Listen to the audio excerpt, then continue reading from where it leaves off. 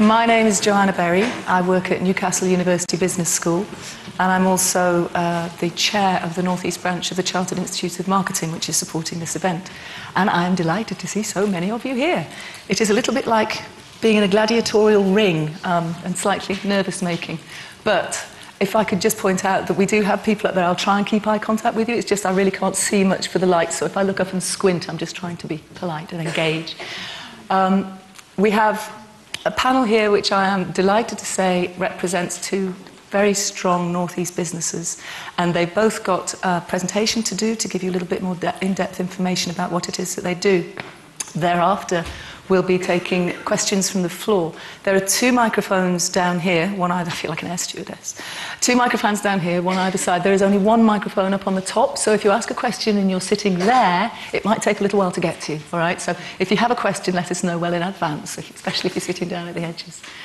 And without further ado, if I can just ask the panel to introduce themselves one by one, and then the ladies from Barbour will be doing their presentation first. Thank you very much.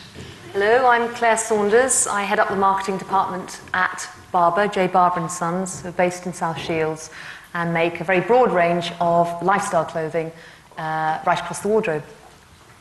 Good morning, I'm Sue Newton and I'm Barbour's PR manager, so I look after all of our media, so it was very interesting to hear Max Clifford earlier. Hello, I'm Lisa Graveling. I'm PR manager for Sage. We're based up in Gosforth. And Joanna Elliott, also working for Sage. I'm a head of brand at Sage. Okay. So as you can see, two very strong North East-based companies, and now if you would like to take a stand, yes. The ladies from Barbour are going to give you a short presentation. Thank you. As I said, I'm Claire Saunders, head of marketing at Barbour. We manufacture, distribute and sell a whole range of lifestyle clothing from our headquarters in South Shields. And together with Sue, we're going to consider how to grow a brand from North East England. Or put another way, does location matter? I believe that the location of a business does matter, in some ways in the direct sense, but perhaps more importantly, in the way a brand uses the opportunities and challenges that location provides. I'd like to demonstrate this point of view by using Barbour as a case history.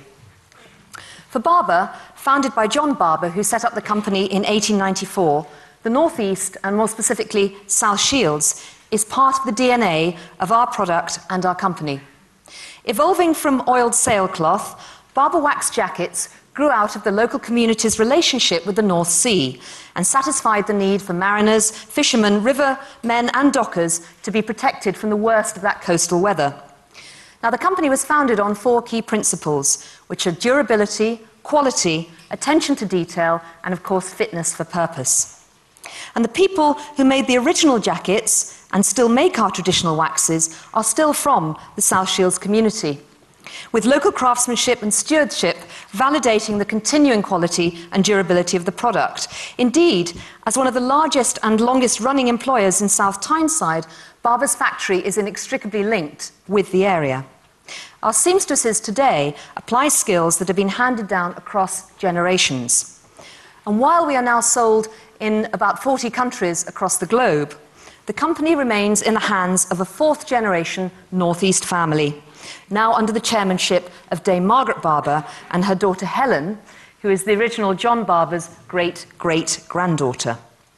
So these elements of family, of tradition, and of landscape have formed the iconography of our brand, and the South Shields beacon continues to be used today to symbolise the waterproof, weatherproof qualities of our garments.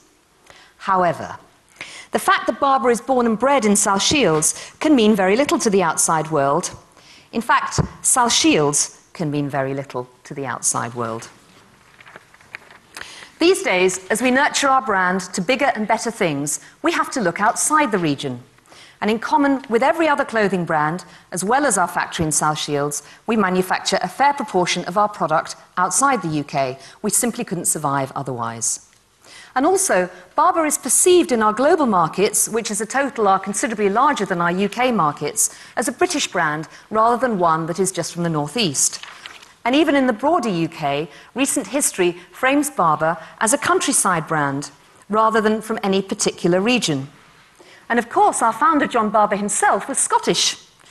And many people, especially the Londoners who come up to sell you something, and yes, we've all met them, continue to believe that the brand, and indeed South Shields, is part of Scotland.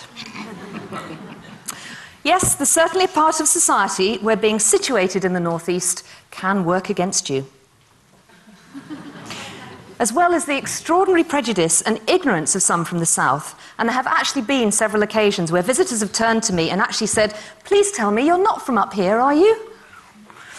There are more practical issues of being away from the global hub, and I think we all face them. That's specialist skills recruitment and retention, the erosion of our manufacturing and production abilities, the time it can simply take to get to and from here, which the digital age has not yet truly overcome, not being at the heart of the fashion centre to gather market information, and simply not being where it matters and having to work hard to get noticed. So, if perceptions can actually be biased against the region, how can we overcome it? Well, the basic principles of producing a great product and marketing it well are even more important. And in 1894, John Barbour was adhering to those principles, although no one had actually identified it at the time. He had produced a unique product with a unique non-sticky wax coating, which was technically well ahead of its time. He utilised marketing to segment the areas of his target, placing ads in both the Shooting Times for the Sportsman and the smart gentleman's magazine, The Strand. And he took the opportunity to utilise the new technologies which were available to him. He printed booklets with his broad mail offer to all the far-flung areas of the globe, and his offer was leading edge. As well as high-quality, innovative product, service was paramount. Barbour offered in 1894 to locate anything at all for their customers, not just Barbour stuff, but with a service charge of just 2.5%. It would be sent out to them wherever in the world they happened to be. For example, in 1922, John Barbour wrote, "Some time ago, a customer in Colombia ordered a pair of hobnail boots, a melodeon, and a tin whistle. Well, we don't deal in melodeons or tin whistles, and the natural thing was to tell him so. But there he was, tucked away in the Sierra Mountains, longing for a little music around the campfire, so we posted his orchestra to him. By the next mail came a request for £50 of geological instruments and photographic materials, which was rather a stiffer proposition. But we could get them quicker than he could, so the next boat took his chemicals and his instruments along." In fact, our company records actually show that the most curious request that Barbour received was to send a gentleman a wife. We're not sure whether the company actually obliged. But what is clear is that even then, at the turn of the century, from out-of-the-way South Shields to the tropics and even to the Arctic, the company was utilising key marketing principles. Unique and superior product, easily available wherever you were, a good price, supported with targeted advertising, which all drove that quality product to the market.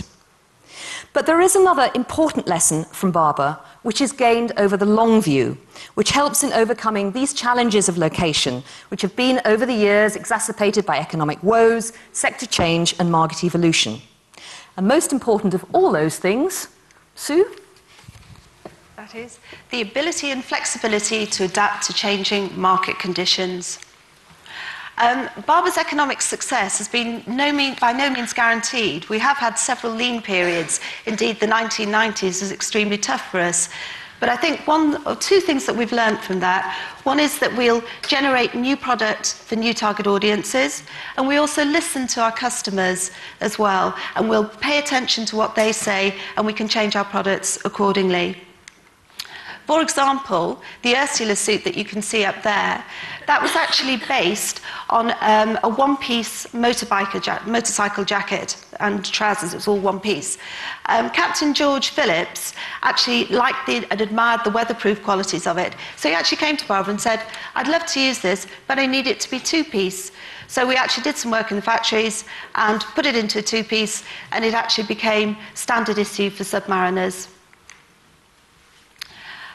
With Duncan Barbour's love of motorbikes, the Ursula suit then actually evolved into the international jacket, which was used by virtually all trials teams up until the 1970s. Very, very popular, gave Barbour 30 years of history and heritage in motorbikes. And